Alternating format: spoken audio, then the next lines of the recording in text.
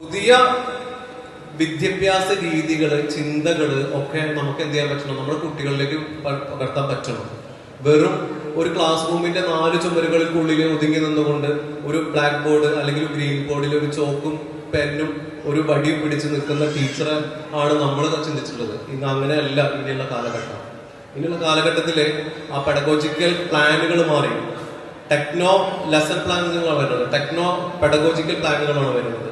അപ്പോൾ അത്തരം മാറ്റങ്ങൾക്ക് നമ്മുടെ ടീച്ചേഴ്സിനെയും നമ്മുടെ സ്റ്റുഡൻസിനെയും വിധേയമാക്കുമ്പോൾ തീർച്ചയായിട്ടും രക്ഷിതാക്കൾ എന്ത് ചെയ്യണം, നമ്മുടെ ഈ തന്തവൈബും തള്ളവൈബൊക്കെ ഒന്ന് മാറ്റി വെച്ചിട്ട് പുതിയ ജനറേഷന്റെ ഒപ്പം പോകാനായിട്ടുള്ള ഒരു മനസ്സ് നമ്മൾ കാണിക്കണം, കുറച്ചെങ്കിലും കാണിക്കണം.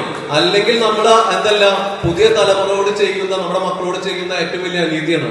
അവരെ ഒരു മാറ്റത്തിന് നമ്മൾ തയ്യാറാക്കി എടുക്കുമ്പോൾ നമ്മൾ സ്വയം മാറാതെ നമുക്ക് എങ്ങനെ നമ്മുടെ കുട്ടികളെ മാറ്റപ്പെടുത്താൻ പറ്റും എന്നുള്ളതാണ്.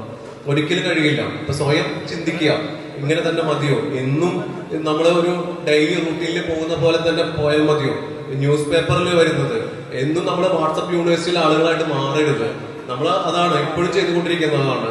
ചൈനയില് വൈറസ് വന്നിട്ടുണ്ടെന്ന് പറയുമ്പോ വൈറസ് വന്നിട്ടുണ്ട് അല്ലെ, ഇപ്പൊ നാളത്തെ പ്രോഗ്രാമിന് മാസ്ക് ഇട്ടിട്ട് വരണമെന്ന് ചോദിച്ചാൽ രക്ഷിതാക്കളോടൊക്കെ ഇതിനുള്ളിലുണ്ടാവും.